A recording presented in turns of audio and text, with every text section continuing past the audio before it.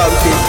केहू आर रंगता केहू पार रंगता, एगो मोर बा देवर किया नार रंगता, एगो तोर बा देवर किया नार रंगता। एक बार नहीं तो बार बार रंगता, एगो मोर बा देवर किया नार रंगता।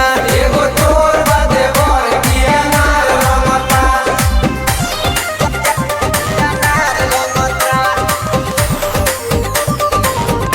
एगो मोर बा